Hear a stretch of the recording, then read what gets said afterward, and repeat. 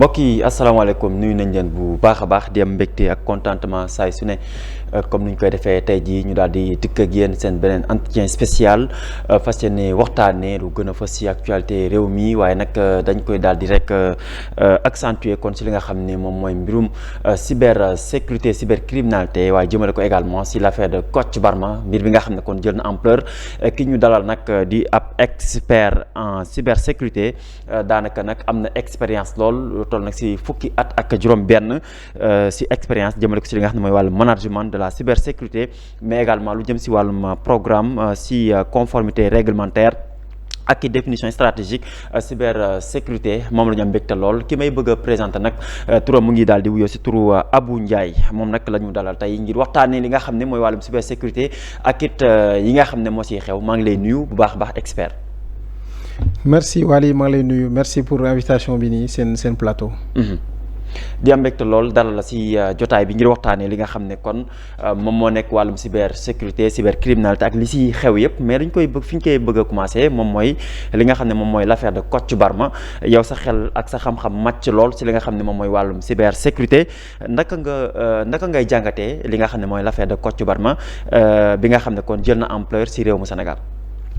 waaw histoire boobu noonu effectivement ça fait l'actualité en ce moment. Affaire Kocc Barma bon li ma ci gis c'est que Sénégal ñu ngi koy traquer pendant ay années yu bëri. léegi méthode yu mu doon utiliser c'est vrai que c'est pas évident voilà pour nga gis ko facilement. parce que dafa doon utiliser identité yu bëri. voilà loolu. voilà ça fait partie de mode opératoire wala cyberattaquants yi wala cybermalveillants yi suñuy def dara nga xamante ne jaaduwul yoon dañuy utiliser ay méthodes pour kenn du leen gis te méthodes yooyu dañ koy maîtriser moom tamit voilà lu mu def je pense que voilà maîtriser na lu mu doon def c'est-à-dire di créer ay identités yu bëri à chaque fois mu changer identité te loolu pour nga gis ko yombul. day nekk problème. et en plus de ça non seulement dafa doon changer identité dafa doon changer. sans doute aussi localisation voilà loolu solution yu utiliser mooy lu nga xamante ne VPN lañ ko wooyee. voilà dans le domaine de l'informatique voilà VPN voilà c'est un canal sécurisé voilà par exemple man su may wax ak yow voilà mu monter benn VPN ñun kese ñu mun a wax. voilà kenn mënul intercepter communication yi. voilà c'est un canal très très sécurisé léegi méthode yooyu suñ ko mettre en place. voilà mun nga wax da ngay connecté wu depuis Sénégal. voilà da nga am choix soo utiliser VPN nga ne damay connecté wu depuis Sénégal wala yaa ngi Sénégal nga ne damay connecté wu depuis France wala nga ne damay connecté wu depuis États-Unis. D'accord. voilà ça veut dire que VPN da lay permettre fu nga nekk nga choisir fu ngay connecté depuis. fan ngay connecté par exemple mun nga nekk Sénégal par exemple nga choisir de connecter aux États-Unis. exactement bu boobaa aussi mën nañu considérer que peut-être yaa ngi États-Unis. exactement.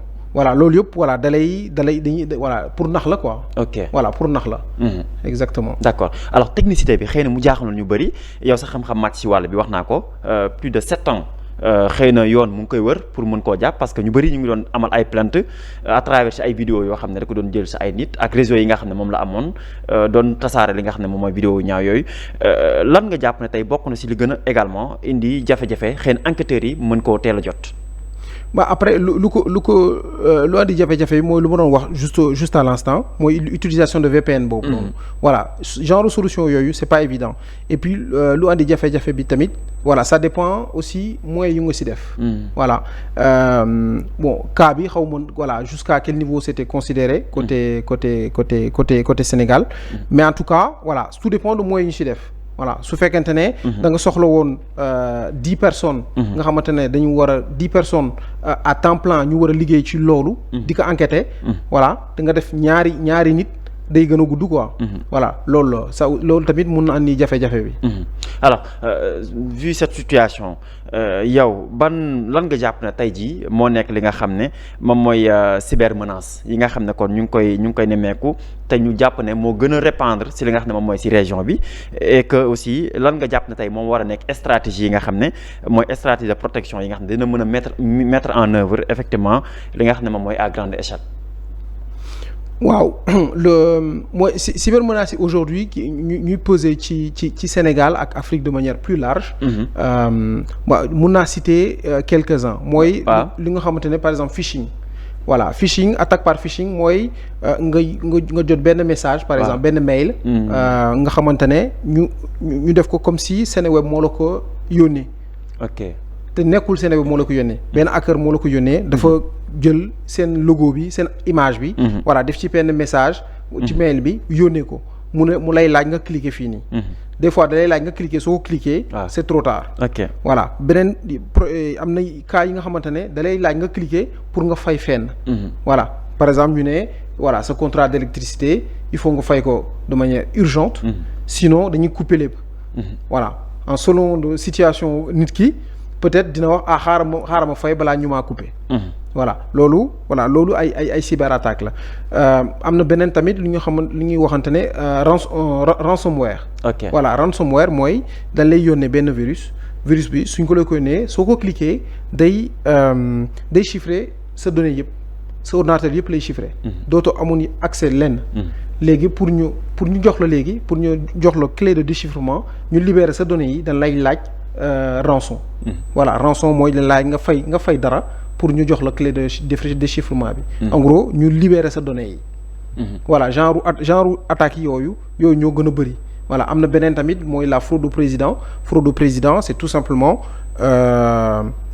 voilà kenn dalay woo mu def ne par exemple mooy président Seneweb voilà mu woo par exemple le comptable mu ne maay président Seneweb léegi dama bëgg nga def benn virement nii c'est urgent technique yooyu voilà peut-être suñ ko waxee nii dañuy ne loolu doxul mais ça marche très très bien et loolu c'est très bien répandu. D'accord. Voilà te ñu ngi koy def ils sont très très bien entraînés. D'accord mais expert suñ jëlee toujours sur le cas de Kocc exemple nga xam ne situation bi xaw na compliqué juróom-ñaari at ku ne xam ne bëri na te même nit ki mu ngi utiliser ay pexem di traquer ay nit di leen chantage di leen nax ndax yow jàpp nga ne à votre niveau am na système bu gën a gaaw pour quand même ñi nga xam ne tey jii ñoom ñooy liggéey ci wàllum cybersécurité ñu am ay système d'informatique yu gën a adéquat yoo xam ne nii xëy na ku def ni mel sax enquête bi du jar sax muy dem ay juróom-ñaari at yoo xam ne nii dafay jël temps lool.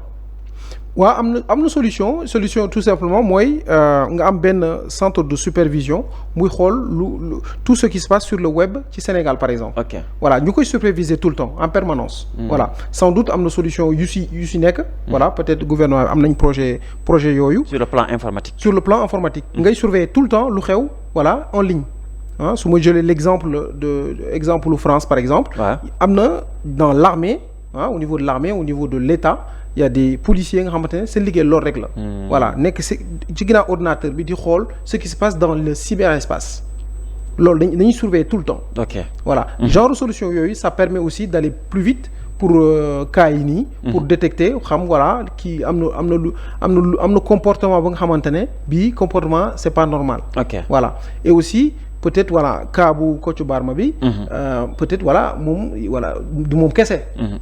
Voilà peut-être du moom. Il y en a beaucoup de Kocc Barma yoo xam ne ñu ngi ci espace également. Exactement di def yu mel nii quand même. voilà ñu koy jàppale techniquement aussi. nu mu war a def voilà comme ça duñ ko gis quoi. D'accord mais li nga xaw a bizarre ci cas bi mooy ba tey jii xëy na même identité bi ñu génnee potom moom ba tey mu ngi continuer di bañ ne du moom est-ce que aussi ci cadre xarala amul ay systèmes yu gën a doy waar yoo xam ne xëy na dina mën a lëre wala gëlëmal ñi nga xam ne ñoom ñooy enquêteurs yi quand même.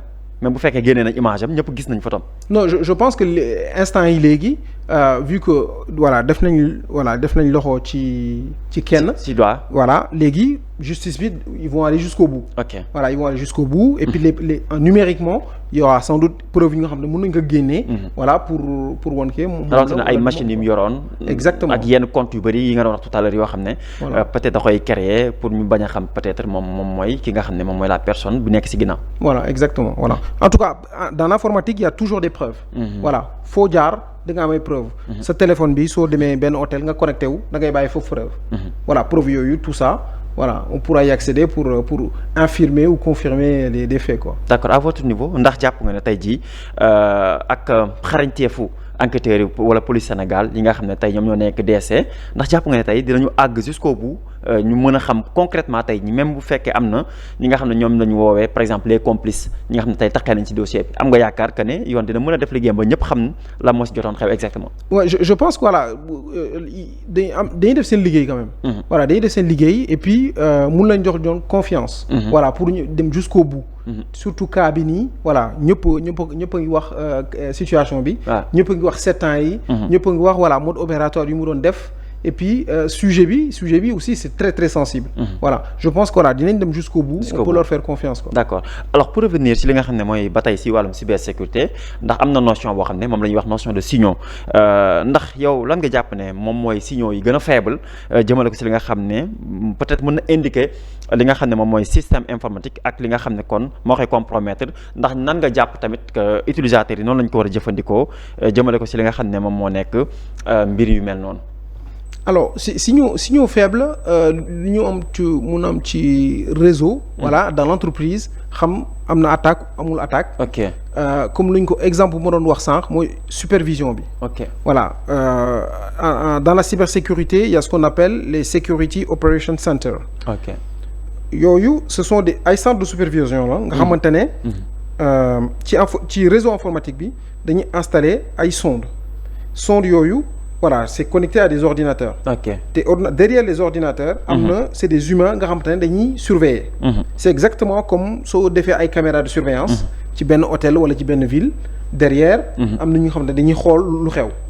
Cybersécurité c'est exactement la même chose. mun nañ def pareil nga xamante ne il y a des gens qui regardent.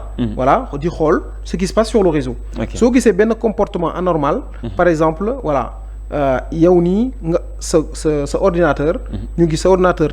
tàkk na connecté wu ci réseau bi. à 5 heures du matin depuis Dubaï. te yow yaa ngi ñëpp xam nañ yaa ngi Sénégal soo gisee genre comportement boobu c'est inhabituel loolu mun nga ne on se pose la question lu xew. léegi lu xew da ngay laaj ku xam entreprise bi voilà ku xam entreprise bi moom mun na wax su fekkee ne yow yaa ngi Sénégal wala dem nga Dubaï. su ne kii demul Dubaï il se passe quelque chose là nga commencé jël ay action d'accord voilà action yi mooy par exemple nga ne léegi poste bi nii maa ngi koy verrouiller maa ngi koy déconnecter pour comme ça du accéder dellu ci réseau bi voilà loolu c'est des signaux faibles nga xamante ne voilà nga ne c'est un comportement anormal voilà autre signal nga xamante ne c'est des cas concrets client nga xamante ne duñ voilà avec Likanam Cyber bu ma fondé c'est un cabinet de conseil. Voilà di accompagner des entreprises dans leur cybersécurité. On a accompagné un client nga xamante ne moom am na attaque mais amoon na ay signaux faibles. Signaux faibles attaquant bi dafa dugg bu mu duggee léegi ci messagerie Outlook bi dafa créer ay règles nga xamante ne soo jotee message bi da koy marqué lu su ko marqué lu mu déplacé ko ci corbeille bi. Ok. Loolu ça a duré 5 mois. Voilà loolu rien que ça aurait pu être des signaux nga xamante ne kuy lire messagerie bi. mu ne man c'est bizarre léegi du ma jot ay mail yu bëri. wala sama mail bi lire nañ ko te man liiruma ko. genre yooyu. voilà yooyu c'est des signaux faibles. nga xamante ne mën nañ ko détecter pour dire am na comportement anormal. D'accord alors ba tey lan nga jàpp ne moo war a nekk taxawaayu institution. Sénégal ak acteurs yi nga xam ne ñoom ñoo yëngu ci wàllum numérique quand même pour renforcer li nga xam ne alors spécialiste mooy lu jëm ci mooy ndaka la ñuy kon ba tey jëfandikoo li nga xam ne mooy informatique à l'échelle li nga xam ne kon moom mooy national. Waaw au niveau national pour man bon l'État du Sénégal on est vraiment sur la bonne voie. Parce que voilà maa ngi suivre actualité quand même. Avec le ministre du numérique Alioune Sall voilà ñu ngi def liggéey bu ñuy def. Voilà c'est sur la bonne voie et puis le président a lancé le programme du New Deal. loolu c'est mën nga jàpp ne quand même idée bu baax la pour faire face à ces vices yi nga xam ne ñu koy nemmeeku. Exactement ci espace numérique. Exactement non seulement y a am na côté cybersécurité bi et puis am na volonté mu nga xamante ne pour digitaliser le maximum possible. Voilà digitaliser voilà jàppale institutions yi jàppale entreprises yi tout le monde. Parce que le monde du numérique loolu c'est un levier de croissance qui est très important. Côté cybersécurité bi tamit voilà ils sont en train de mettre en place moyens yoo xamante ne pour jàppale tout le monde. Mettre en place système de supervision bu mu wax nii. Voilà loolu ça peut être une solution voilà à mettre en place. Et aussi côté sensibilisation bi. Sensibilisation mooy au niveau des institutions sur le volet cybersécurité. Et aussi di sensibiliser les entreprises yi de manière beaucoup plus large. D'accord alors tey boo doon recommander benn geste bu gën a simple quand même jëmale ko ci li nga xam ne moom mooy citoyens yi pour garantir li nga xam ne mooy la stabilité wala la confidentialité de ces données yi tey geste bi lan lay doon tey lan nga jàpp ne moo war a nekk geste bi nga xam ne tey moom ngay xelal ñi nga xam ne ñoom ñooy citoyens. alors juste bu ma mun a joxe comme un conseil. À tous les citoyens mooy.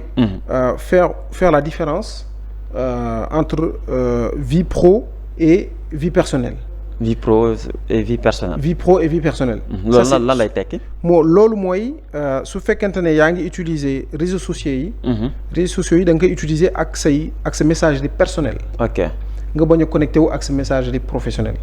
yaa ngi utiliser par exemple ay yeneen plateforme yeneen marketplace bul utiliser sa données sa messagerie professionnelle. bul utiliser sa mot de passe professionnel yooyu. voilà tout ce qui est lié au domaine professionnel voilà que ça reste vraiment dans le cadre professionnel. parce que c'est important. parce que entreprise bi moom entreprise suy sécuriser moom c'est entreprise bi la mun a sécuriser. mënul sécuriser entreprise bi plus l'environnement personnel du citoyen. Sinon c'est très compliqué.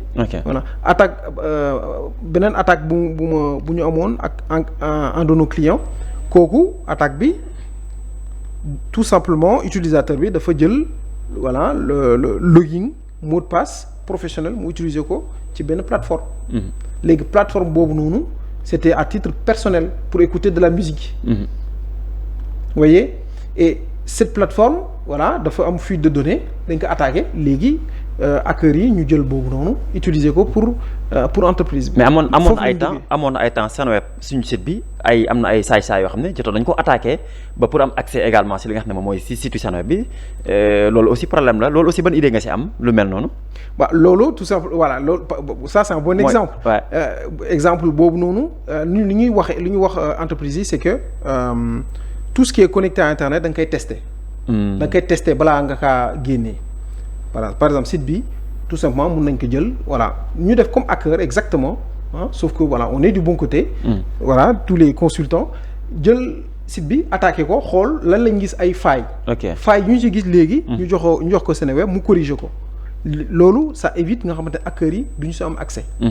voilà d'accord alors beneen bu am solo boo xam ne kon bëggoon naa nga wax si mooy lan nga jàpp ne tey moom mooy par exemple. manière boo xam ne dina mën a structurer comme par exemple li nga xam ne mooy plateforme bi li ci kanam cyber c'est une plateforme n'est-ce pas nga yor ko boo xam ne dina mën a participer activement quand même li nga xam ne mooy l'écosystème de la cybersécurité locale mais également participer ci li nga xam ne kon moom mooy seen situation ci wàllum action ak sensibilisation tey lan nga jàpp ne tey moo war a nekk une manière donc structuration bi ni mel. alors ay cabinet comme Likanam Cyber. déjà bon Likanam. mooy d'accord c'est un cabinet effectivement. c'est un cabinet de conseil. voilà nga xamante ne dafa spécialisé uniquement cybersécurité.